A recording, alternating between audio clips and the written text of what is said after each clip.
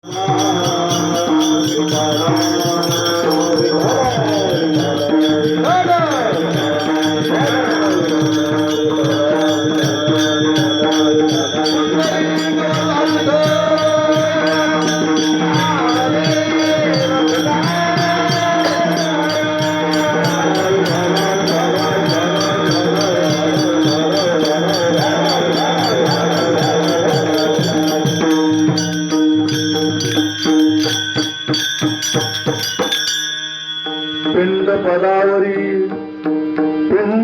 पदावरी दिला आपुली करी, माझे झाले गयावर्ज पिटले पितरांचे ऋण.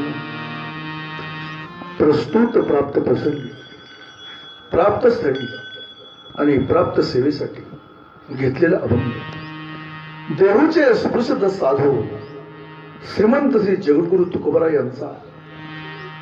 भगवंताने देह दिल्यानंतर आपण काय करावं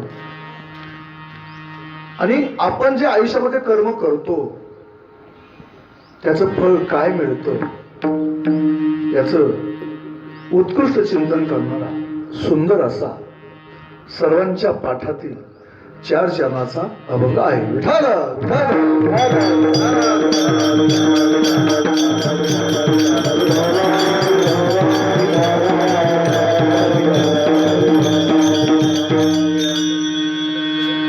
श्रीमंत श्री जगद्गुरु तुकोबरा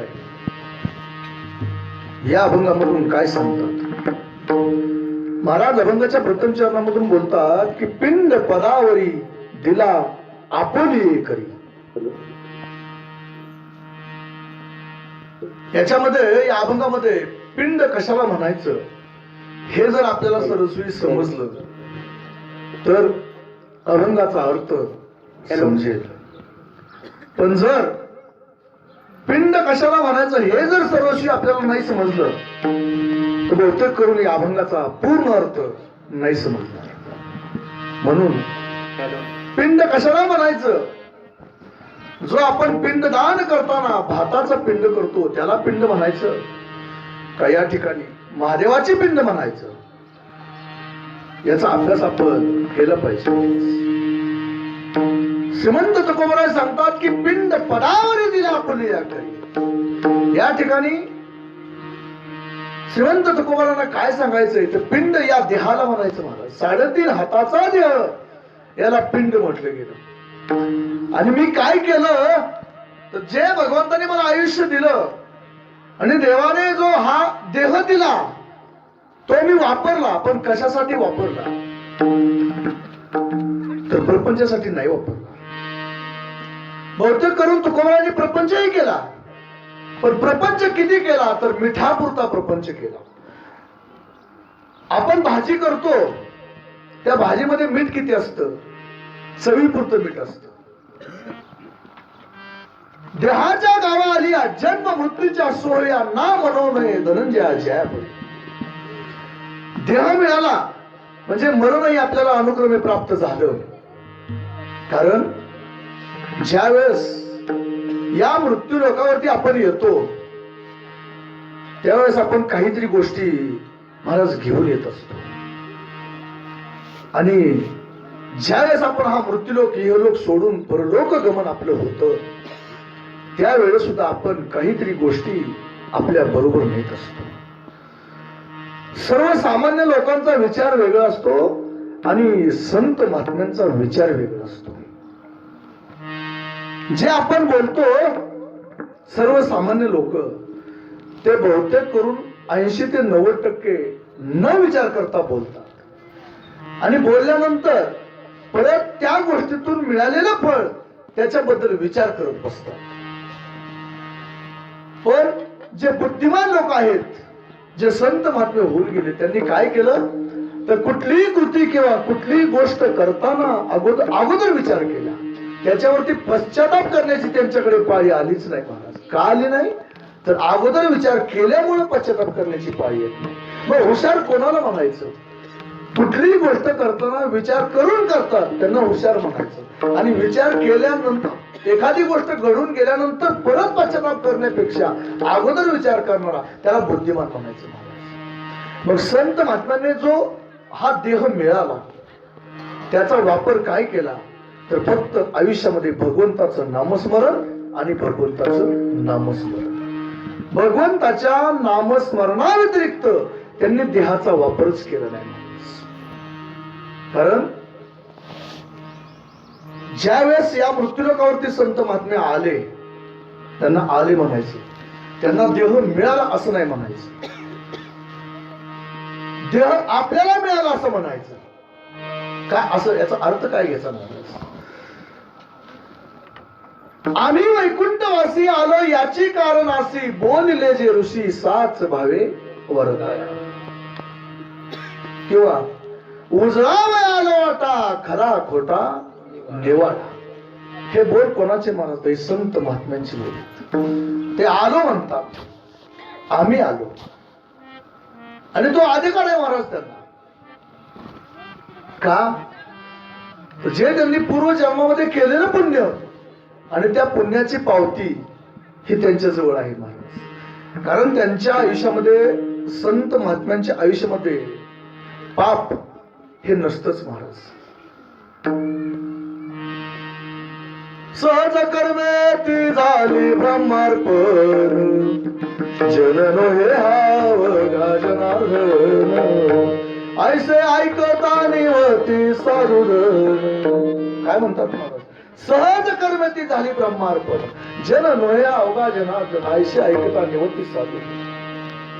कशासाठी महाराज? जी त्यांनी कर्म केली ती विचार करूनच कर्म केली की आपण जे करतो उदाहरण देऊन जाईल. त्या आयुष्यामध्ये त्यांच्याकडून कोणाला दुखावलं गेलं असं कधी घडलंच नाही. जेवढे संत महात्मे होऊन गेले उदाहरण द्यायचं झालं तर प्रत्येक संताला महाराज जनमानसाने त्रास दिला. पण कधी ऐकलं का कोणी कुठल्या ग्रंथामध्ये की संतांनी कोणाला त्रास दिला? नाही दिला. घेऊन या चक्र गदा हाची धंदा करीतो. काय धंदा करीतो? भक्ता राखे पायापासी दुर्जनासी समोर. हे ब्रीद कोणाचं? तर ते स्वयं भगवंताचं ब्रीद.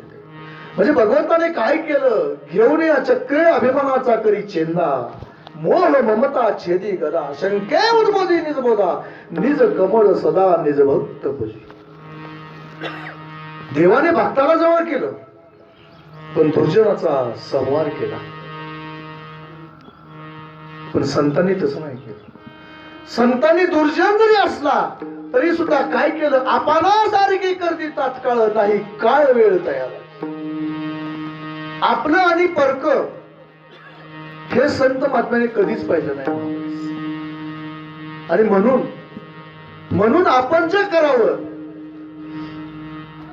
ते काय करावं? तर जो संतांनी आपल्याला मार्ग दाखवला त्याच मार्गाने जा.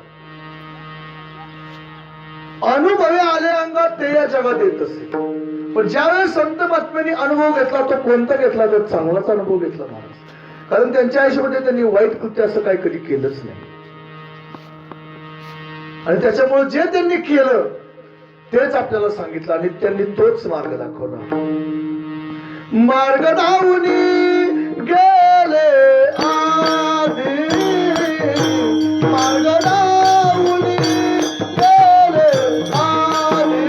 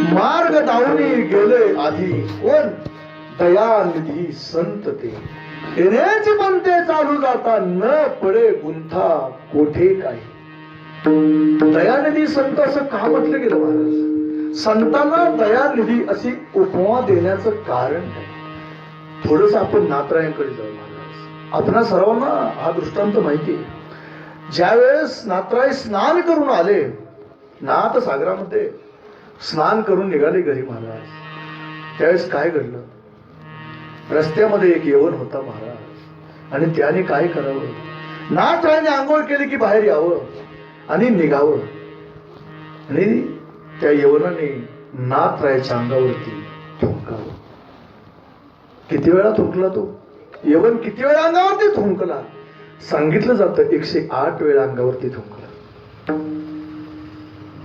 परंतु त्या यवनाने नाथरायांच्या अंगावरती थुंकावं परत नाथरायाने नाथ सागरामध्ये जावं परत स्नान करावं परत यावं परत यवनाने अंगावरती थुंकावं परत नाथरायाने नाथ सागरात जावं परत स्नान करावं परत माघारी यावं असं 108 वेळा झालं आणि मग त्या यवनाला समजलं अरे बापरे आपण काय चूक करतो एका संत महात्म्याला आपण त्रास देतो की इतक्या वेळ आपण त्यांच्या अंगावरती थुंकलो तरी सुद्धा ते आपल्याला काही बोलत नाहीत का दयेचे सागर आहेत महाराज नाथराय म्हणजे दया सागर नाथराज म्हटलं जातं त्यांना आणि शेवटी तो यवन नाथरायांच्या जवळ गेला आणि नाथरायांच्या पुढं नतमस्तक झाला श्री संताची माथा चरणावरी साष्टांग इकडी दंड पायावरती लोटांगण घातलं आणि नाथरायांच्या पुढे उभा राहिला आणि नाथरायांना बोलू लागला नाथराय अहो मी 108 वेळा तुमच्या अंगावरती थुंकलो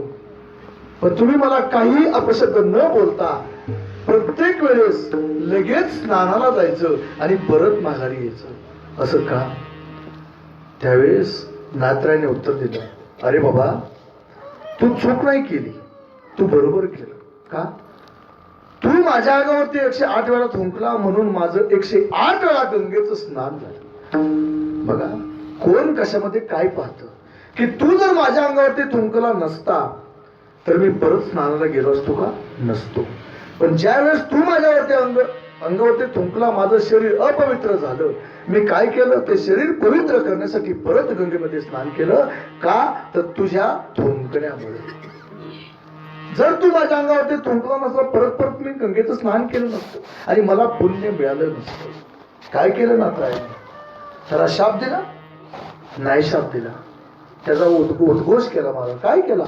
यवनांगावरी थुंकला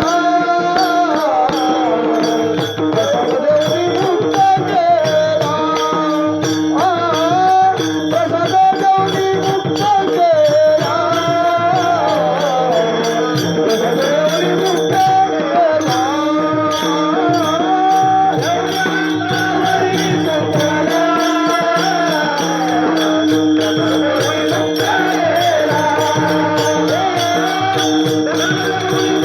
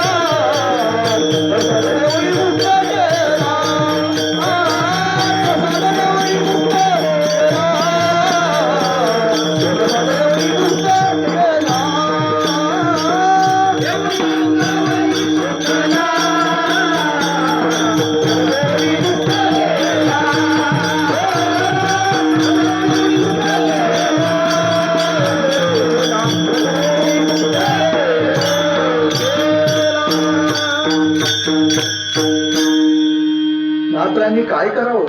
यवन अंगावरी थुंकला, प्रसाद देवनी मुक्त केला. त्याला मुक्त केलं महाराज. म्हणून म्हटलं जातं, धन्य धन्य एकनाथा तुमचे पायी माझा माता. हे संत महात्मे होऊन गेलेले महाराज, ते दयेचे सागर होऊन गेले. म्हणून ज्यांनी किंवा त्या संतांनी आयुष्यामध्ये काय केलं, सर्वस्व करून आपण तेच करावं. एक वडील जे जे करती, तया नाम धर्म ठेविती, त्याची एर अनुष्ठिती सामान्य सकळ. इथं वडील हे कोणाला म्हणायचं महाराज? हे आपल्या वडिलांना वडील नाही म्हणायचं. हे जे संत महात्मे होऊन गेले ना महाराज, त्यांना वडील म्हणायचं. जे संत महात्मे करून गेले ते आपण करावं. आणि ते अनुकरण आपण जर केलं ना महाराज, तर आपल्या आयुष्याचं सार्थक झाल्याशिवाय राहणार नाही. मग तुकोबराय सांगतात की पिंड पदावरी तिला आपुले करी. आणि त्याच्यामुळे घडलं काय, तर माझे झाले गयावर जन, पिटले पितरांचे रूप. वास्तविक ज्यावेळेस आपण या मृत्यूलोकावरती येतो, त्यावेळेस आपल्यावरती 3 जणांचे ऋण आहेत महाराज. मग ते 3 जणांचे ऋण म्हणजे कोणाचे ऋण? तर पहिले ऋण आहेत आपल्यावरती भगवंताचे. काय भगवंताचे ऋण आहेत महाराज? इतका मोठा नरदेह जो मिळाला आपल्याला, तो कोणी दिला महाराज? जो नरदेह प्राप्त झाला तो आपल्याला भगवंताने दिला. मग हा त्याचा किंवा भगवंताचा आपल्यावरती उपकार नाही? देव दिला देव बजाना गोमाता, देव दिला देव बजाना गोमाता,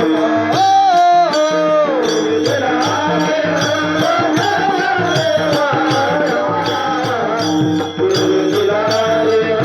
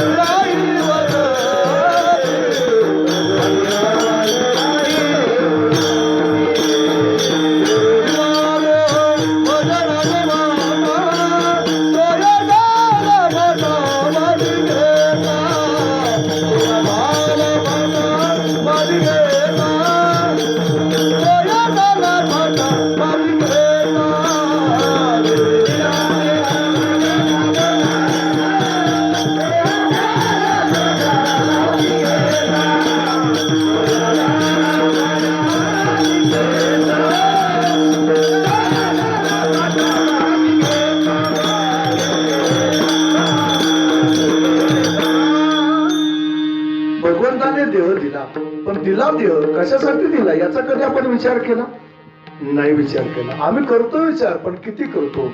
अल्पसा विचार करतो. आणि कोणता विचार करतो? आम्ही विचार केल्याशिवाय घरातून पाऊलही बाहेर टाकत नाही. पण आपला जो विचार आहे ना महाराज, तो आपल्या सार्थकतेच्या मार्गापर्यंत जाईल हे नक्कीच नाही. मग तुम्ही म्हणसाल की महाराज आम्ही कीर्तनामध्ये बसलो आहोत, म्हणजे आम्ही कीर्तनामध्ये भगवंताचं नामस्मरण करत आहोत. पण भगवंताचं नामस्मरण करत आहोत हे 100% बरोबर आहे का? हे आपापलं सर्वांनी विचार. महाराज एक उदाहरण देऊन जाईल मी. काय उदाहरण देऊन जाईल? राम म्हणणं सोपं का अवघड हे जर विचारलं तर बऱ्यापैकी लोकांकडून एकच उत्तर येणार की महाराज राम म्हणणं फार सोपं आहे. काय म्हणायचं, फक्त रामच म्हणायचे ना. हो, मग राम म्हणणं जर सोपं असेल तर फक्त मला एक सांगा की ज्या वेळेस वाल्या कोळ्याला नारद ऋषी भेटले आणि सांगितलं तुझ्या आयुष्याचा उद्धार जर करून तुला घ्यायचा असेल तर काय कर, राम म्हण. आलं का त्याला राम म्हणायला? मग सोपं होतं तर का आलं नाही म्हणायला? जर राम म्हणणं सोपं होतं तर त्याला राम म्हणायला का आलं नाही याचा कोणी विचार केला? मला म्हणणं सोपं का राम म्हणणं सोपं? राम आणि मरा याच्यामध्ये शब्द काय वेगळे नाहीत महाराज, फक्त उलट येते. मरा आणि राम, मरा आणि राम. मग त्याला राम म्हणता आलं नाही, कशामुळे आलं नाही म्हणता? याचं कारणच आहे महाराज, मरा म्हणायला पुण्य लागत नाही. काय? मरा म्हणण्यासाठी पुण्य लागत नाही, पण राम म्हणण्यासाठी 100% पुण्य लागतं. पूर्वजन्मी ज्यांची असेल सामोरी,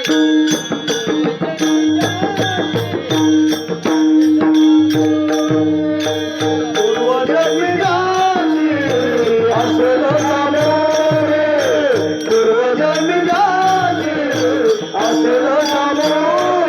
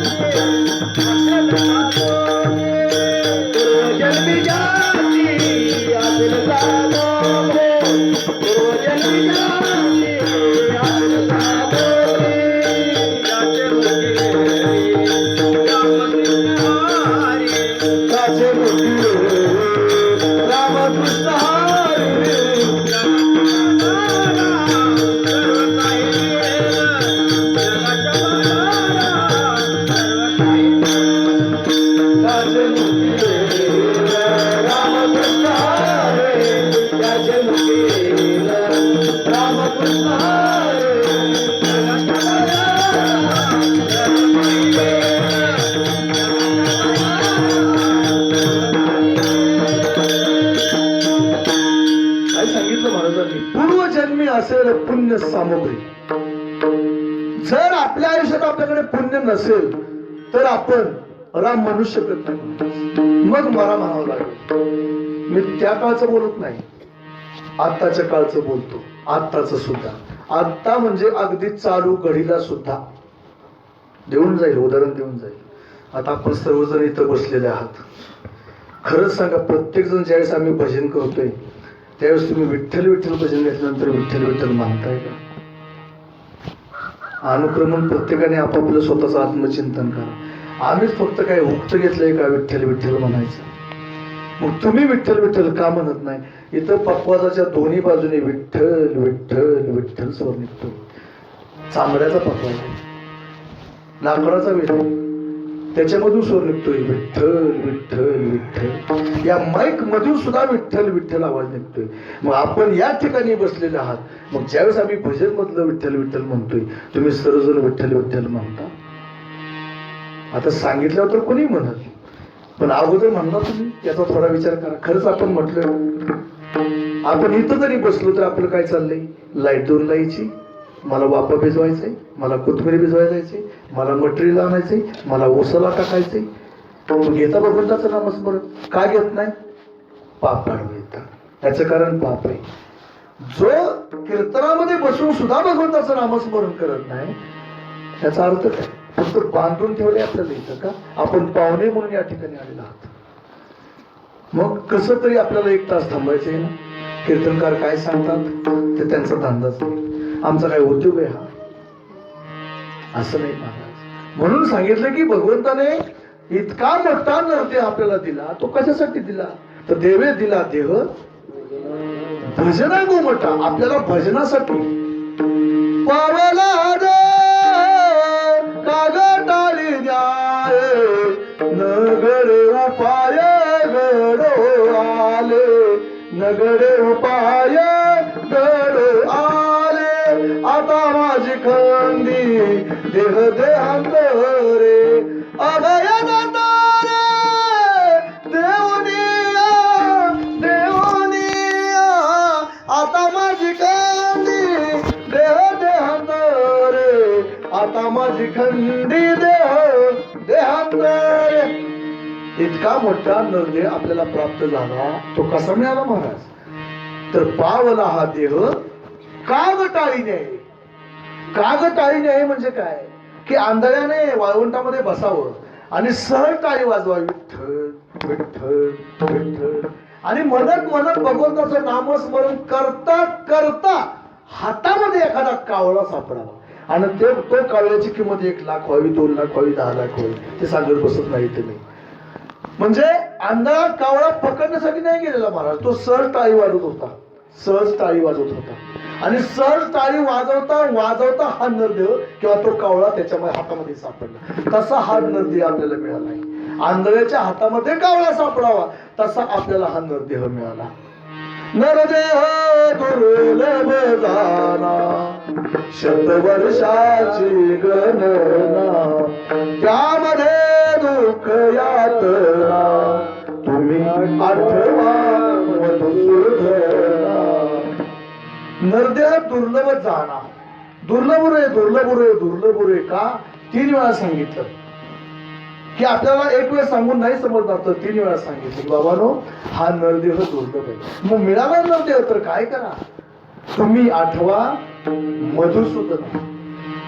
ऐसे जागविले अवघे जन होते संचित तीही केले दान तुका म्हणे दुबळी कोण कोण गेले विसरून वासुदेवा श्रीगा. त्याला दुबळ म्हटलं गेलं महाराज. ऐसे जागविले अवघे जन होते संचित तीही केले दान. आपल्याला दान करायला सांगितलं पण आपल्याला नाही समजलं जे आपल्याला नको ते आपण साठवतो. म्हणून काय करा तर भगवंताच्या नामस्मरणामध्ये हा देह जिजवा आणि तोच महाराज तुकोबारायांनी भगवंताच्या नामस्मरणामध्ये देह जिजवला.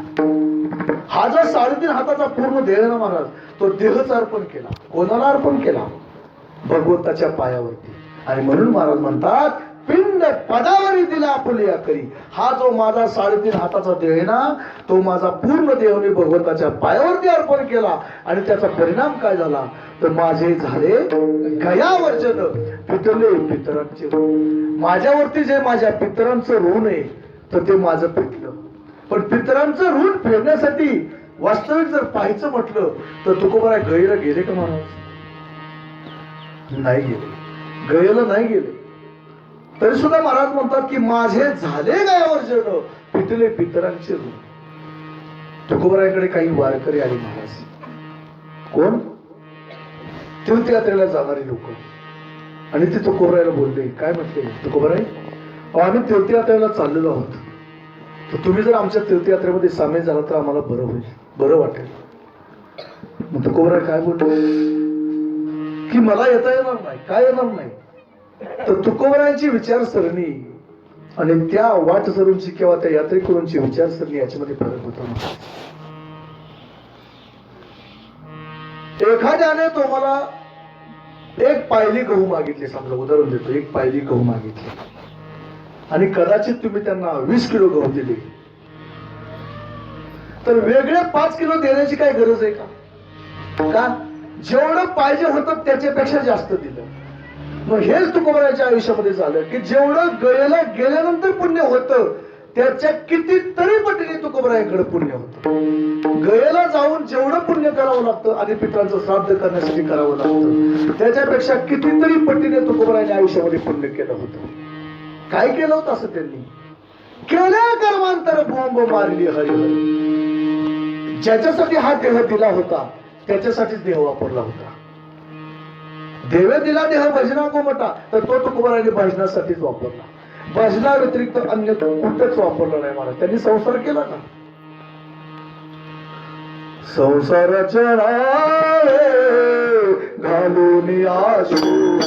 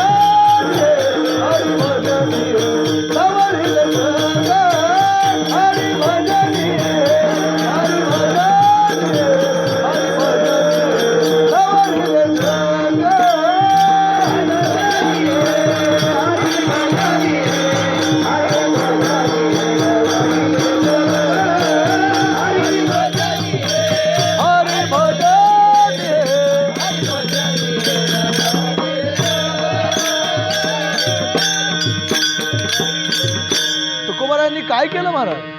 संसाराच्या नावे घालून या शून्य, शून्य म्हणजे भोपळा, वाढत हा पुण्य धर्म केला. आणि काय केलं आयुष्यामध्ये? तर हरिभजनी धवळिले जग, चुकविला लाग कळी काळाचा.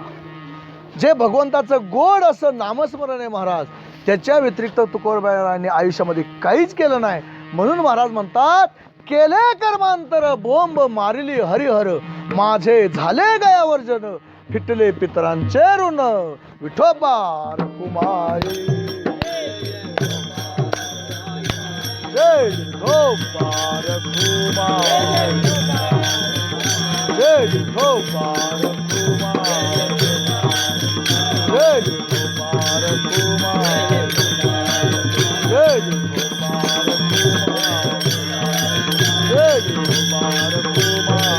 कुंडली गवर्धन विठ्ठल ज्ञानदेव तुकाराम, विठोबा रखुमाई, जय विठोबा रखुमाई, जय विठोबा रखुमाई, जय विठोबा रखुमाई, जय विठोबा रखुमाई.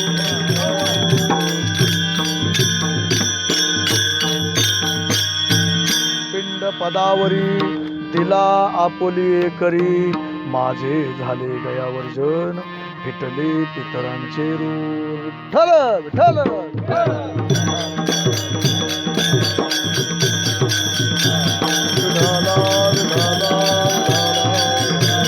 कुंडली गवर्धन श्री ज्ञानदेव तुकाराम, विठ्ठल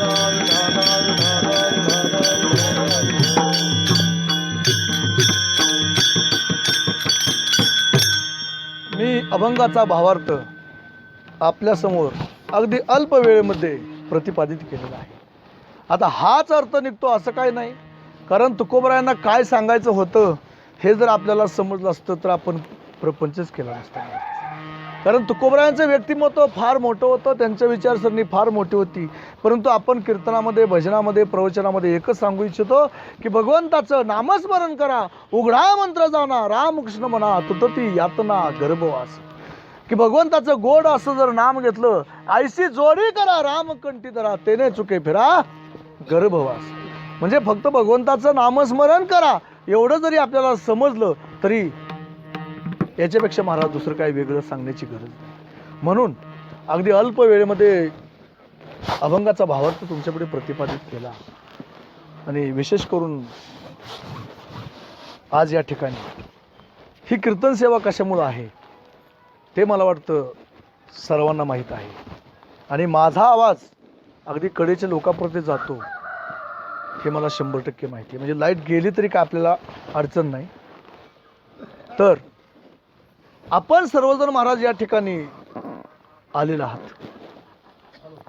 शेंडे परिवाराचे कोण पाहुणे असतील, कोण टाळकरी असतील, कोण वारकरी असतील, पकवाजी, पै पाहुणे, सर्वजण आलेले आहात महाराज. आणि सर्वांना माहीत आहे की आपण या ठिकाणी कशासाठी आलो आहोत.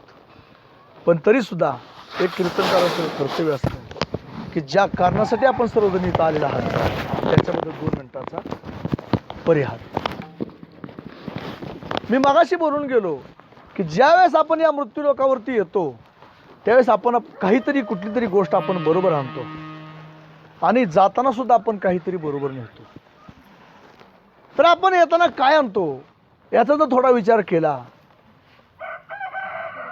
उपजल्या पिंडा मरण सांगाते, मरते उपजिते सवेचिते, मरते उपजिते सवेचिते.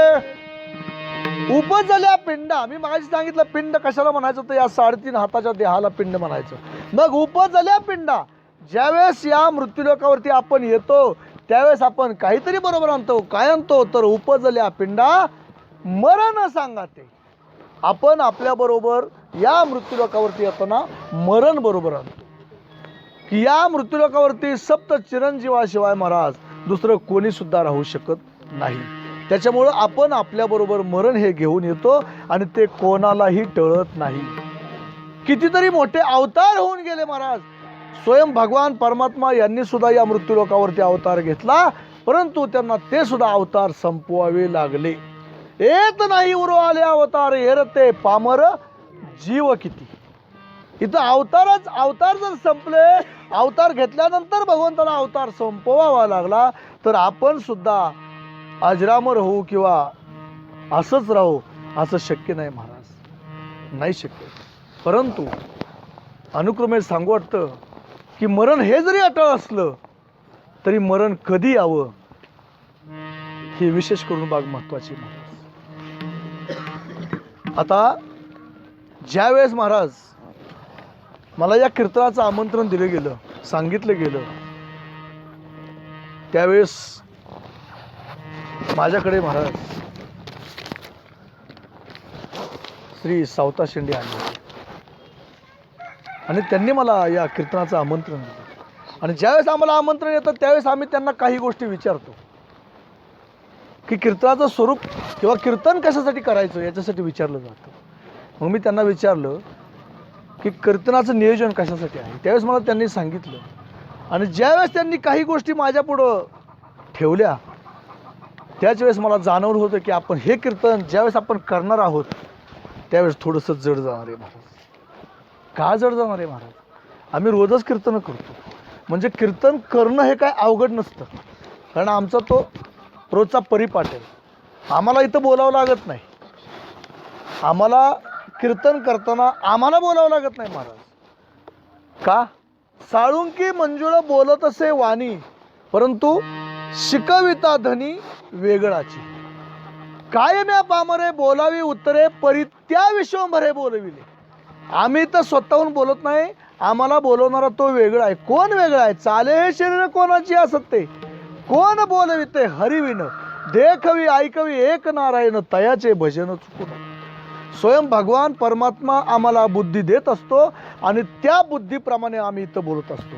म्हणजे कीर्तन करणं माझ्यासाठी अवघड नाही, परंतु ज्या विषयावर कीर्तन करायचंय तो विषय फार अवघड आहे महाराज. मी तुम्हाला बोलून गेलो, काय बोलून गेलो की मरण हे अटळ आहे, मरण हे प्रत्येकाला येणार आहे, पण मरण कधी यावं हे विशेष करून महत्वाचं आहे महाराज. आणि या ठिकाणी महाराज 2 मिनिटं आपण मधलं भजन घेऊ, म्हणजे सगळी लक्ष तिकडे देतात. विठ्ठल विठ्ठल विठ्ठल विठ्ठल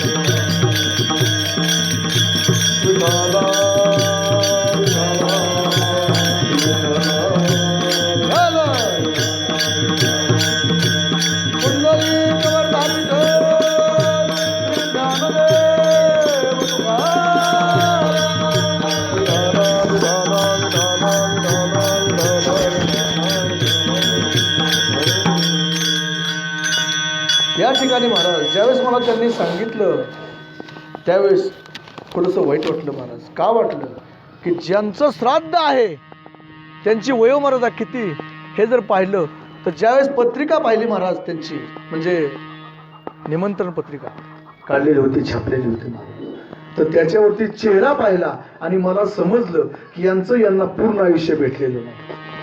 अल्प आयुष्यामध्ये म्हणजे आयुष्य कमी असतानाच या गेल्या.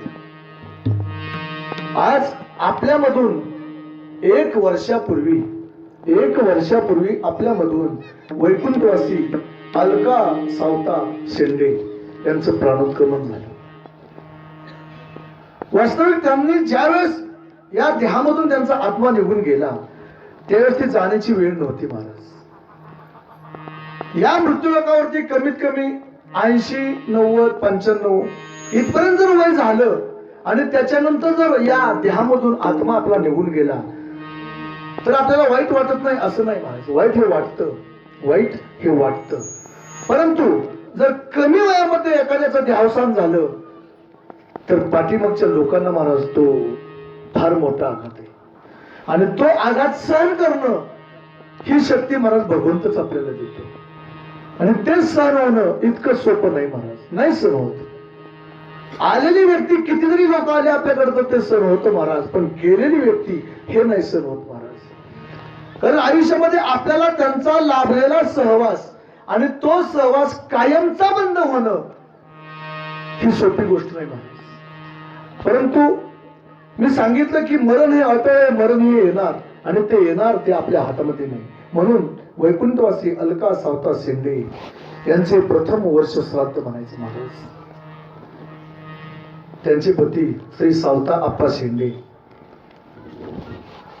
त्यांना एक मुलगा आहे महाराज चिरंजीव अभिजित सावता शेंडे आणि त्यांना 2 मुली पैकी थोरली सौ विद्या दिलीप ढगे आणि धाकटी संध्या सावता शेंडे. या सर्वांनी मिळून आपल्या आईचं किंवा आपल्या पत्नीचं हे वर्ष श्राद्ध कीर्तन या स्वरूपामध्ये घेतलं. त्यांना का जाणवावं की त्यांनी कीर्तनच का ठेवावं या ठिकाणी? याचं कारण आहे महाराज की ज्या अलकाताईंनी प्राण सोडला पण जोपर्यंत त्या मृत्यूलोकावरती होत्या तोपर्यंत त्यांनी त्यांच्या आयुष्यामधलं जे मुलांना काही संस्कार केले त्या संस्काराचं फळ म्हणजे हे कीर्तन. जरी त्या गेल्या तरी त्यांच्या श्राद्धाच्या वेळेस कीर्तन काढावं. कीर्तन घडणं म्हणजे काय होतं महाराज, तर जे या ठिकाणी पुण्य केलं जातं ते पुण्य त्यांना 100% मिळतं. ज्यावेळेस पंडूराजाला त्रास होऊ लागला त्यावेळेस पंडूराजाने सांगितलं की मृत्यूलोकावरती जाऊन धर्म भीम अर्जुन नकुल सहदेव यांना सांगा राजस्व यज्ञ करा आणि त्याचं फळ मला अर्पण करा म्हणजे माझी इथली जागा सुटून मला पुढचा मार्ग मिळेल. याचा अर्थ इथं जे आपण त्यांच्या नावाने पुण्य करतो ते त्यांना पुण्य मिळतं. आईचं छत्र आपल्या आयुष्यामधून निघून जावं याच्यापेक्षा महाराज मला वाटतं या मृत्यूलोकावरती कुठलंच दुःख नाही. सगळ्यात मोठं जर दुःख असेल ना, सगळ्यात मोठं दुःख तर आईचं छत्र आपल्या आयुष्यामधून निघून जाणं. जोपर्यंत आई आणि वडील आपले जिवंत आहेत तोपर्यंत मला वाटतं त्यांची किंमत आपल्याला समजत नाही. पण एकदा का आपल्या आयुष्यामधून आई किंवा वडील गेले ना महाराज मग त्यांची आपल्याला किंमत कळते. परंतु ती वेळ निघून गेलेली असते महाराज, वेळ निघून गेलेली असते. मी सांगून जाईल की आपण भगवंताची प्राप्ती करून घेण्यासाठी सगळे उपचार करतो पण जो महत्वाचा उपचार तो आपण कधीच करत नाही. देवाची भक्ती करून महाराज आपल्याला आई वडील कधीच मिळणार नाहीत. पण जर तुम्ही आई वडिलांची सेवा केली तर तुम्हाला देव भेटल्याशिवाय राहणार नाही. 100% देवाची प्राप्ती होणार फक्त आई वडिलांची भक्ती करा. या भक्त पुंडलिकाने काय केलं महाराज? कोणाची भक्ती केली होती? देवाची भक्ती नाही केली. पण तरी सुद्धा भगवान परमात्मा पांडुरंग परमात्मा पंढरपूरला आले का? नेनो ब्रह्म मार्ग चुकले उघडे पंढरपुराशी आले भक्त पुंडलिके देखिले उभे केले विटेवरी. भक्त पुंडलिकासाठी उभा राहिला विटेवरी, भक्त पुंडलिकासाठी उभा राहिला विटेवरी, गणी मलाही दाखवाना विठुरायाची पंढरी. तो भक्त पुंडलिक होता पापी आणि दुष्ट, आई बापाची केली सेवा सारे पाप झाले नष्ट.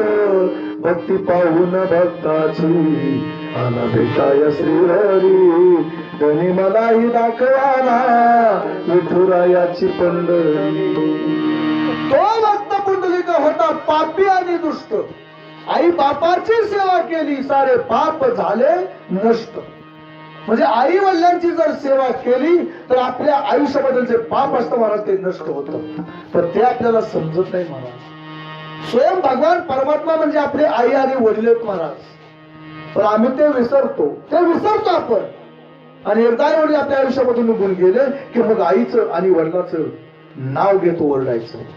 देव भेटेल तुझला आपुल्या घरी, आई वडिलाच्या पावन चरणावरी. देव भेटेल तुझला आपुल्या घरी, आई वडिलाच्या पावन चरणावरी. आधी चरण धरावे तू आई बापाचे, मग श्रवण करावे तू भगवंताचे. तुला होईल दर्शन मन मंदिरी, आई वडिलाच्या पावन चरणावरी. देव भेटेल तुझला. आधी चरण धरावे तू आई बाबाचे, मग स्मरण करावे भगवंताचे. अगोदर काय कर, आई वडिलांचं चरण स्पर्श कर आणि मग तू भगवंताकडे जा. पण नाही, आम्ही आई वडिलांना अर्धी भाकरी देऊ शकत.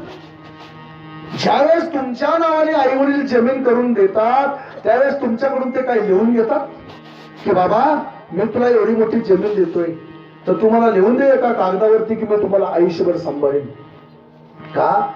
तेवढा तुमच्यावरती मुलावरती तुम्ही एवढा विश्वास टाकता. का टाकता? की आपल्याला हा मुलगा सांभाळेल. पण तोच मुलगा महाराज काय करतो? मोह मायेच्या नादात विसरू नको. का सांगितलं?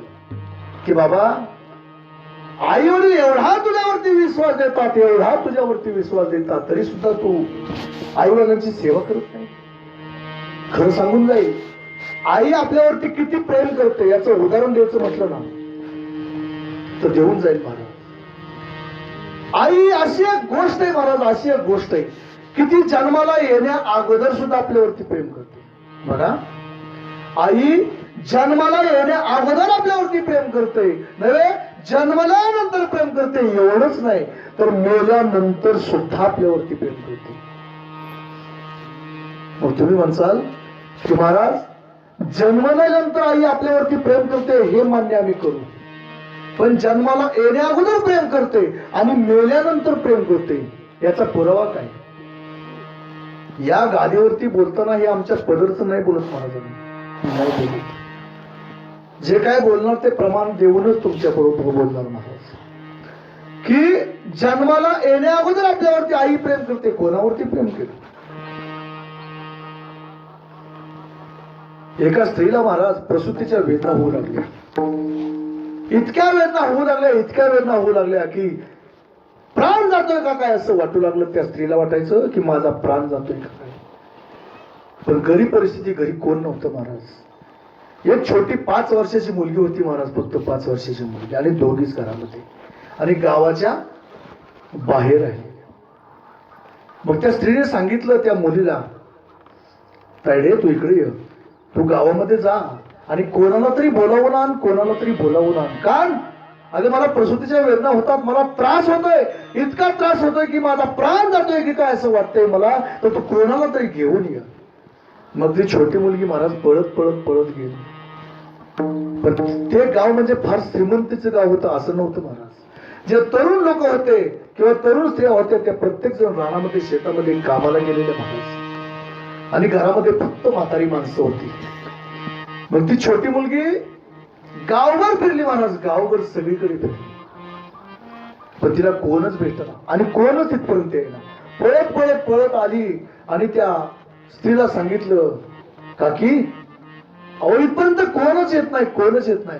अगं कोणाला तरी बोलव की माझा प्राण जातोय काय असं मला वाटतंय, तू कोणाला तरी बोलव. मग शेवटी परत मुलगी माघारी पळत माघारी गेली. सगळीकडे पाहिलं पण कोणच येत नव्हतं महाराज. पण एका ठिकाणी तिला एक पर्णकुटी दिसली, पर्णकुटी. आणि ती पळतच त्या पर्णकुटीकडे गेली. छोटी मुलगी पाहिलं तर एक साधू महात्मे आतमध्ये एका ग्रंथाचं वाचन करत होते. छोटी मुलगी तिला काय समजणार, म्हणजे बाबा बाबा तुम्ही माझ्या बरोबर चला. अगं कुठं जायचं, कुठं जायचं, अहो माझ्या काकीला वेदना होत आहे तर तुम्ही माझ्या बरोबर चला. कशाच्या वेदना होत आहे, सांगितलं तिला प्रसूतीच्या वेदना होत आहेत. अगं मी येऊन काय करणार, काय करणार, अहो तुम्ही माझ्या बरोबर चला. तिला समजत नव्हतं छोट्या मुलीला. मग त्यांनी सांगितलं, अगं बाळ मी येऊन काहीच करू शकत नाही, पण तू एक काम कर. काय कर, तू तुझ्या काकीकडे जा आणि काकीला फक्त एक निरोप सांग. काय निरोप सांग, की तुम्हाला जरी आता प्रसूतीच्या वेदना होत असतील आणि त्रास होत असेल तरी पण आता जर बाळ जन्माला आलं, आता जर बाळ जन्माला आलं तर ते कोण होईल, शिपाई होईल किंवा नोकर होईल. पण जर 3 तासाने बाळ जन्माला आलं तर तो राज दरबारी मोठा सेवक होईल. एवढा फक्त निरोप म्हणले त्या काकीला जाऊन. छोटी मुलगी पळत पळत गेली महाराज. काकीला हाक मारली, काकीला सांगितलं, काकीने सांगितलं, अगं कोणाला बोलावलं का नाही, अहो कोणच येईना, कोणच येईना. पण एक साधू महाराजांनी माझ्यापाशी एक निरोप दिला. काय सांगितलं साधू महात्म्याने, साधू महात्म्याने मला एवढं सांगितलं की तुझ्या काकीला जाऊन एक निरोप दे. काय निरोप दे, की जर बाळ आता जन्माला आलं तर ते नोकर होईल किंवा शिपाई होईल, पण जर 3 तासाने जन्माला आलं तर ते एका राजाच्या दरबारी मोठा सेवक होईल. विचार करा, त्या स्त्रीला इतक्या वेदना होत होत्या की माझा प्राण आत्ता जातोय का नाही. त्यावेळेस तिने विचार केला, जर आत्ता बाळ जन्माला आलं तर सेवक होते आणि 3 तासाने जर बाळ जन्माला येतंय तर ते राजाच्या दरबारी मोठा सेवक होते. तर काय केलं पाहिजे, ठीक आहे म्हणजे माझा प्राण गेला तरी चालेल, काय माझा प्राण गेला तरी चालेल, पण माझं जे होणारं बाळ आहे ते नोकर कधीच होणार नाही. का, तुम्ही त्या बाळाला 3 तास जन्मालाच येऊन देणार नाही. काय केलं त्या स्त्रीने, शीर्षासन केलं महाराज. शीर्षासन कशाला म्हणतात, शीर्षासन म्हणजे जमिनीवरती डोकं ठेवणं आणि पायवरती. 3.5 तास महाराज त्या बाईने त्या मुलाला जन्माला नाही घातले. इतका त्रास होत होता. का त्रास होत होता, की कधी एकदाचं बाळ जन्माला येईल आणि माझा त्रास कमी होईल. पण जर ते बाळ आता जन्माला आलं तर नोकर होते आणि 3 तासाने जन्माला आल्यानंतर राजाच्या पदरी सेवक फार मोठा होतोय. तर त्या स्त्रीने विचार कोणाचा केला, स्वतःच्या जीवाचा केला नाही महाराज. 3 तास ते बाळ जन्माला येऊ दिलं नाही. कधीचा विचार आहे महाराज, जन्माला येण्या अगोदर केलेला विचार कोण करू शकतो, हे फक्त एक आईच विचार करू शकते महाराज. आईसारखं दैवत या जगतामध्ये नाही महाराज, आईसारखं दैवत या जगतामध्ये नाही. सांगितलं जातं, आई जर आपल्या आयुष्यामध्ये निघून गेली तर प्रेमाचा सागर आटला जातो. नव्हे, खरंच आटलं होतं. आईला सागराची उपमा दिली महाराज, आईला सागराची उपमा दिली. का, की जसं सागराच्या पाण्याचं मोजमाप होत नाही तसं आईच्या प्रेमाचं मोजमाप कधीच होणार नाही महाराज, कधीच नाही होणार. एक छोटस गाणं आहे महाराज त्याच्यावरती, आणि ते म्हटल्यानंतर आपल्याला समजतं की खरंच आईचं आपल्यावरती प्रेम किती. आई माझी मायेचा सागर दिला तिने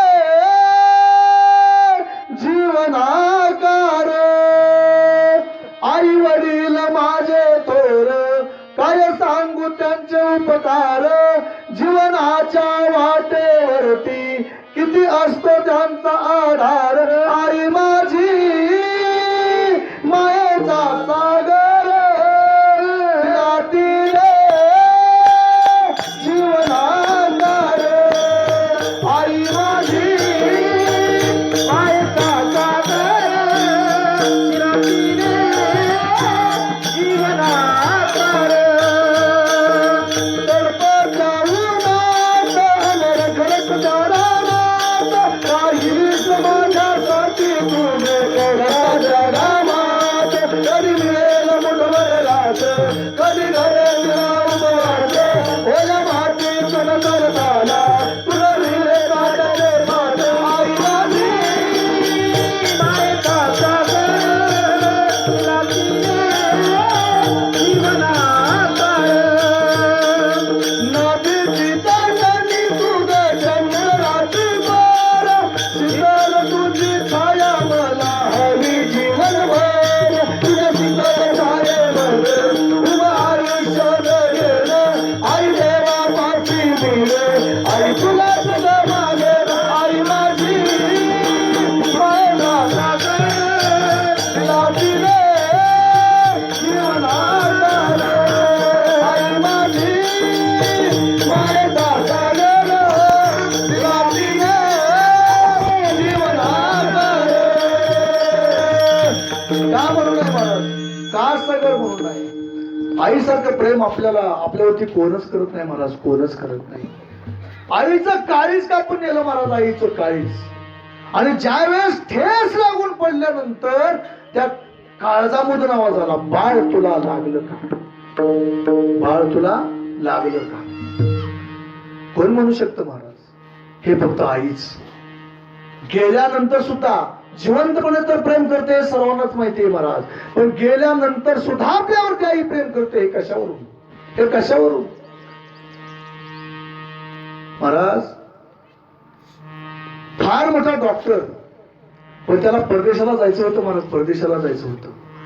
म्हणून त्याने काय केलं, आपल्या आईला वृद्धाश्रमामध्ये ठेवलं आणि परदेशामध्ये गेला. आणि प्रत्येक महिन्याला पैसे पाठवायचा वृद्धाश्रमामध्ये का? आईची सेवा करण्यासाठी. आणि ज्यावेळेस तो परदेशातून परत माघारी आला त्यावेळेस आईने पत्र पाठवलं महाराज, दुसऱ्याकडून पत्र पाठवलं. काय पत्र पाठवलं? बाळ फक्त एक वेळ तुम्हाला भेटायला या, फक्त एक वेळ भेटायला या. ते पत्र घेतलं महाराज, त्या डॉक्टरने फाडून टाकलं. परत 8 दिवसाने दुसरं पत्र पाठवलं की बाबा माझी तब्येत ढासळली, फक्त एक वेळ तुझं मला मुख दर्शन करू दे आणि तू लगेच जा, माझ्याकडे थांबू नको किंवा तू मला घरी घेऊन जाऊ नकोस. तरी महाराज ते पत्र फाडून टाकलं, डॉक्टर नाही गेला. आणि शेवटी तिसरंही पत्र आलं की आता इथून पुढचं पत्र कदाचित मी तुला पाठवू शकणार नाही, हे माझं शेवटचं पत्र असेल तर शेवटचं पत्र वाच आणि तू तत्परतेने माझ्याकडे ये, कारण परत तुझी आणि माझी भेट होईल हे सांगता येणार नाही. शेवटी महाराज नाही आला आणि त्या मातेचा प्राण गेला. पण प्राण जाताना सुद्धा महाराज त्या मातेचे डोळे उघडे राहिले. का डोळे उघडे राहिले? की कदाचित माझं जो अंत्यविधी होणार आहे तोपर्यंत तरी माझा मुलगा येईल, कदाचित मी उघड्या डोळ्याने त्याला पाहू शकेल. शेवटी ती डोळे उघडत ठेवून महाराज आई गेली, पण तो डॉक्टर नाही आला. आणि मग महाराज त्याला शेवटचं पत्र गेलं. काय पत्र गेलं? की तुमची आई गेलेली आहे तर तुम्ही आता तरी या. आणि मग महाराज तो डॉक्टर तिथं गेला. त्यावेळेस एक लिखित, हस्तलिखित महाराज त्याच्या पुढे ठेवलं आणि त्याच्यामध्ये काय लिहिलं होतं? बाळा फक्त एक वेळ जर तू आला असतास आणि माझी आणि तुझी नजरानजर झाली असती ना तर मला फार आनंद झाला असता. पण तू नाही आला आणि मी तुला आता पाहू शकत नाही. ठीक आहे, असू दे, पण एक कर. काय कर? तू फार श्रीमंत आहे, तुझ्याकडे पैसा भरपूर आहे, तर फक्त एक काम कर. काय कर? या अनाथ आश्रमाला एक 5 पंखे आणि 5 फ्रीज दे. बघा काय सांगितलं? अनाथ आश्रमाला 5 पंखे आणि 5 फ्रीज दे. त्यावेळेस त्या डॉक्टरला समजलं नाही. काय समजलं नाही? की आई तर मेली, मग आई मेल्यानंतर सुद्धा हे 5 पंखे आणि 5 फ्रीज का मागावीत आईने? त्याला नाही समजलं महाराज. कारण आईचं काळीज काय असतं हे समजल्यानंतर कधी समजतं? ज्यावेळेस आपण आई वडील होतो ना त्यावेळेस आपल्याला कळतं की आई वडिलाचं प्रेम मुलावरती किती असतं. ते मुलाला नाही जाणवत. त्यावेळेस जो वृद्धाश्रम चालवणारी व्यक्ती होती ना महाराज, त्याने सांगितलं की 5 पंखे आणि 5 फ्रीज का मागितले ते? यदा कदाचित जर तुझ्या मुलाने तुला याच वृद्धाश्रमामध्ये आणून टाकलं ना, तर बाळा तुला घरी गार पाणी पिण्याची सवय, ते इथं गार पाणी मिळत नाही, म्हणून तू 5 फ्रीज दे.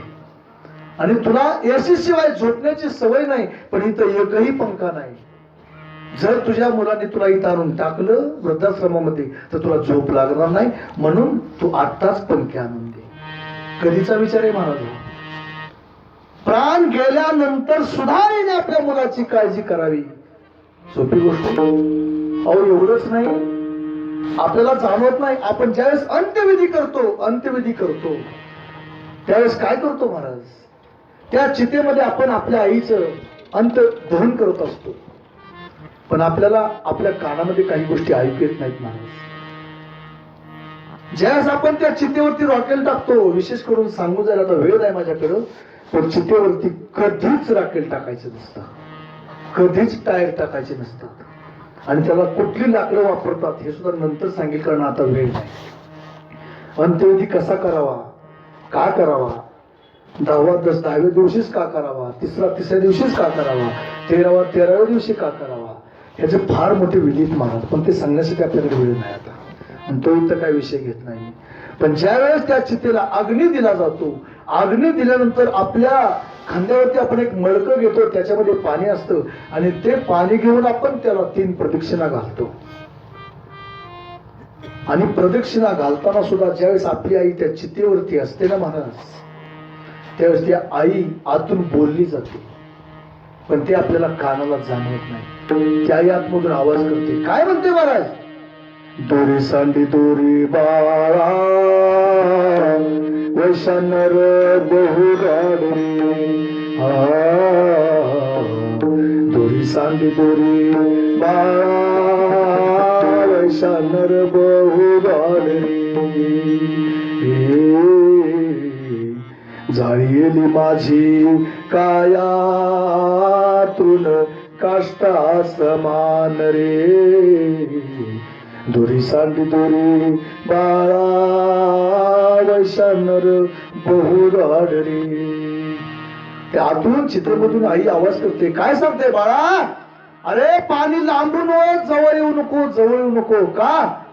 हे माझं शरीर आतमध्ये जळतंय ना, त्याला किती वेदना होतात हे फक्त मला समजेल. कदाचित तू जर चितेच्या जवळ येऊन पाणी ओतायला लागला तर तुला तो चित्ता भाजल, तू लांबून पाणी ओत. हे कोण करतं महाराज? हे फक्त आईचं प्रेम आहे, पण ते आपल्याला समजत नाही. आणि आई गेल्यानंतर आपण ओरडायचं, कशाला गेलीस आई तू स्वर्गाला, कोण वागेल तुझ्या या बाळाला, कशाला गेलीस आई तू स्वर्गाला, कोण वागेल तुझ्या या बाळाला.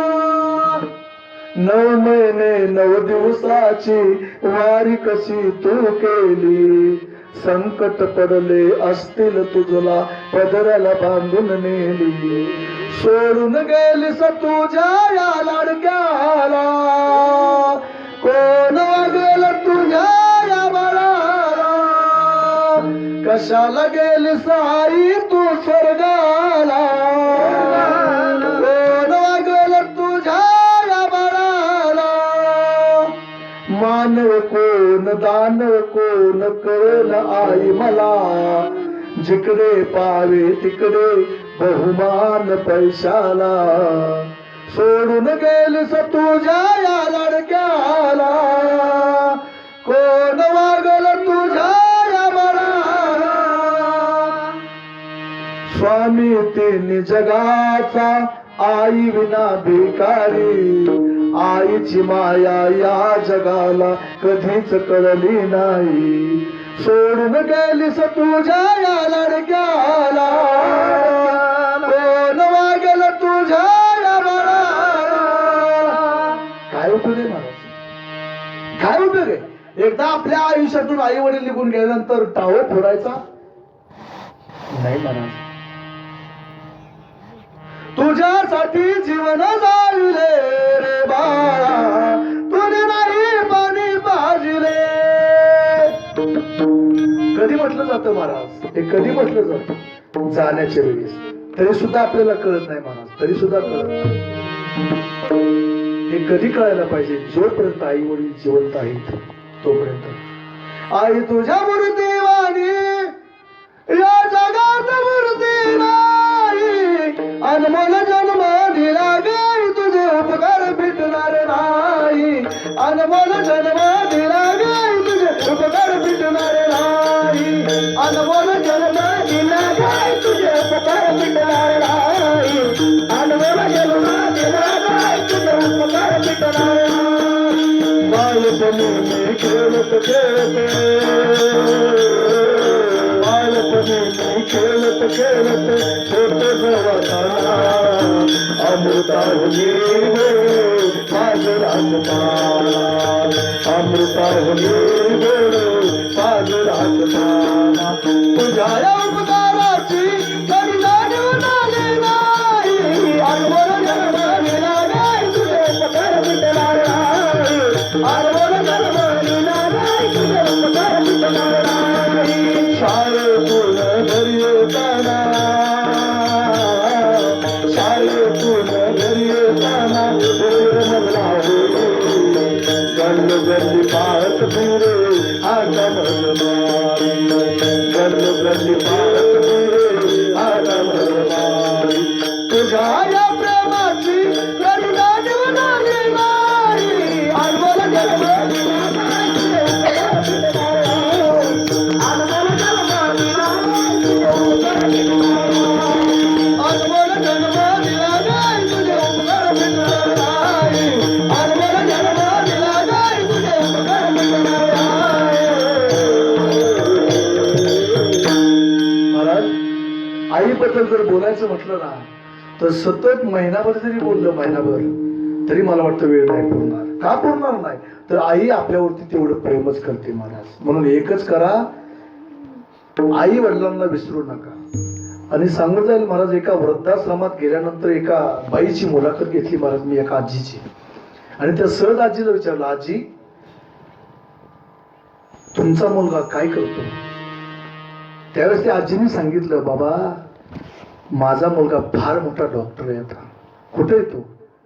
आई भारतामध्येच आहे, पण फार मोठा डॉक्टर आहे.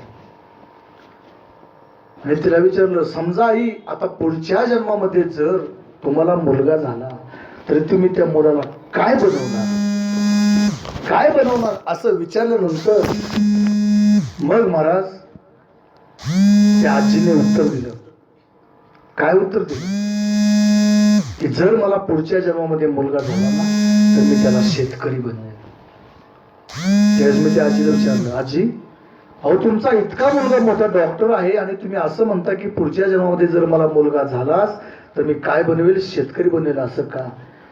त्यावेळेस त्या आजीने फार समर्पक उत्तर दिलं, महाराज आज मला या ठिकाणी येऊन जवळजवळ 20 वर्ष झालं, पण 20 वर्षात या अनाथ आश्रमामध्ये एकही शेतकऱ्याची आई किंवा वडील नाहीत. एकही शेतकऱ्याचे आई आणि वडील या अनाथ आश्रमामध्ये नाहीत. आहेत तर कोण आहेत? डॉक्टर, वकील, फार फार मोठ्या हुद्द्यावरती असणारे लोक आहेत ना, त्यांचे आई वडील त्या वृद्धाश्रमामध्ये आहेत. का? तर शेतकरी असल्यानंतर ती व्यक्ती महाराज मला वाटतं कधीच आई वडिलांना अनाथ आश्रमामध्ये पाठवत नाही. म्हणून आपली मुलं शेतकरी आहेत किंवा शेती करतात याच्यावरती अभिमान करा.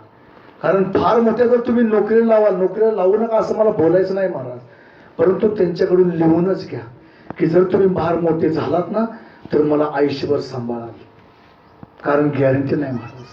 म्हणून आईबद्दल जर बोलायचं महाराज तर कितीही वेळ आपल्याला पुरणार नाही. पण जवळजवळ मला वाटतं आता 12 वाजून 10 मिनिटं झाली, म्हणून अगदी 5 मिनिटांमध्ये आपली सेवा समर्पित करणार आहे. म्हणून फक्त एकच करा की आई आणि वडिलांना कधीच विसरू नका. आणि आई वडिलांनी जर सेवा केली तर तुमच्याकडे 100% भगवंत येणार.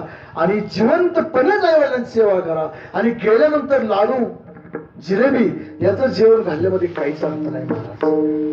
म्हणून तुकोबारांनी काय केलं तर आयुष्यामध्ये फक्त भगवंताचं नामस्मरण केलं.